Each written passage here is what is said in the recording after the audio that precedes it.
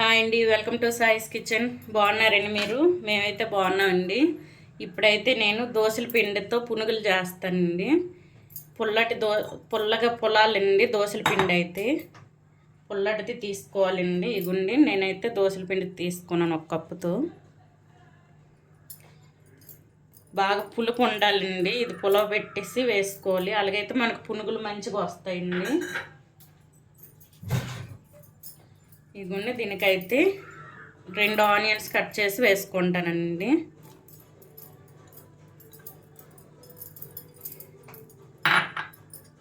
చూడండి, ఇందులోని ఒక 3 పచ్చిమిర్చి అండి సన్నగా తరిగేసి వేసుకుంటాను. ఒక 3 వరకు తీసుకోండి పచ్చిమిర్చి. సన్నగా తురిమిన అల్లం అండి,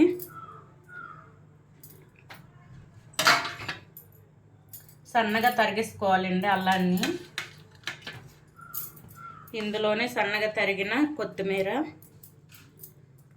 కొత్తిమీరని, కొద్దిగా కరివేపాకు అండి, ఇది కూడా సన్నగా తరిగేసుకోండి.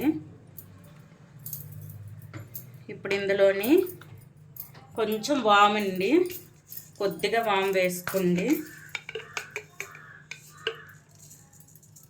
ఈ గున్ని ఏమాత్రం అండి.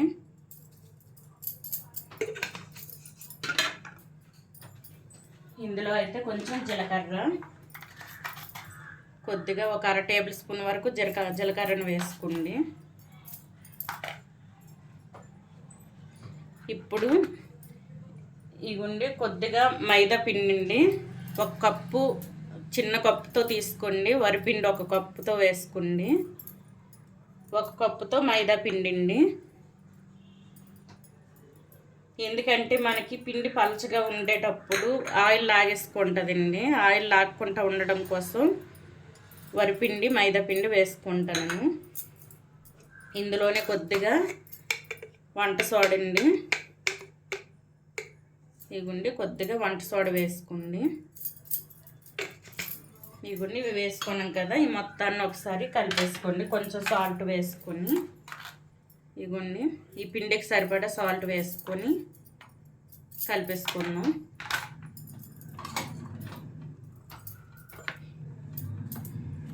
ఈ మొత్తాన్ని కొంచెం పలుచగా కలిపేసుకోండి, మరీ చిక్కగా కాకుండా. ఇందులో అయితే కొద్దిగా వాటర్ వేయండి. కొద్దిగా వాటర్ వేసుకొని కలిపేసుకోవాలండి. ఇది మరీ పలచగా కలిపేసుకోకండి. ఒకవేళ పలచగా కలిపేసుకున్నా సరే కొంచెం మైదా అయినా వరిపిండి అయినా వేసుకోవాలి. ఇగుండి ఈ విధంగా కలిపేసుకోండి. మొత్తం అంతా కలిసేటట్టు కలిపేసుకోవాలి. చూడండి, ఇలా కొద్దిగా వేసుకోవడం వల్ల మనకు ఒకేసారి ఇలాగ లూజ్ అవ్వదండి పిండి. చూసారా, మనము ఏ విధంగా కలిపేసుకోవాలో ఆ విధంగా కలిపేసుకోవచ్చు, కొంచెంగా వేసుకుంటే. ఈ మొత్తం కలిపి చూపిస్తానండి. చూడండి, ఈ విధంగా అయితే కలిపేసుకోవాలండి. చూసారా, ఇలా మనం ఈ పునుగులు వేసేటప్పుడు ఈ విధంగా ఉండాలండి. చూడండి, మరీ పలచగా కలిపేసుకోకుండా ఈ విధంగా కలిపేసుకోవాలి. ఇప్పుడైతే నేను ఆయిల్ కూడా వేడి చేసి ఉంచానండి. స్టవ్ ఆన్ చేసుకొని ఆయిల్ వేడి చేసుకున్నాను. ఇప్పుడైతే ఈ పునుగులు స్టార్ట్ చేద్దామండి. ఇదిగోండి, ఇది మీడియంలో ఉంచుకోవాలండి. స్టవ్ మీడియంలో ఉంచుకొని ఈ పునుగులు అయితే వేసుకుందాం మనం. చూసారా, ఈ విధంగా డీప్ ఫ్రైకి సరిపడా ఆయిల్ వేసుకోండి.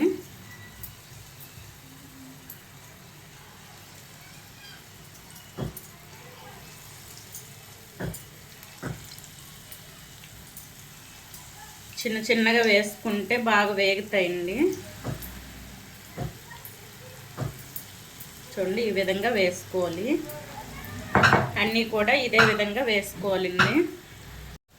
చూడండి, ఇలా వేసుకున్న తర్వాత ఇది గోల్డెన్ కలర్ వచ్చేంత వరకు వేయించుకోవాలండి. మంచి క్రిస్పీగా ఉంటాయండి ఇవి అయితే. లోపల గుల్లగా బయటని క్రిస్పీగా ఉంటాయి.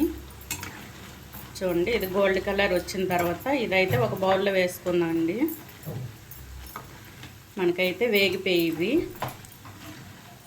చూసారా. ఇంకొ 1 మినిట్ అండి, 1 మినిట్ ఉంచి ఒక బౌల్లో వేసుకుందాం. చూడండి, మనమైతే దోసల పిండితో చేసిన పునుగులు అయితే మనకి రెడీ అయిపోయింది.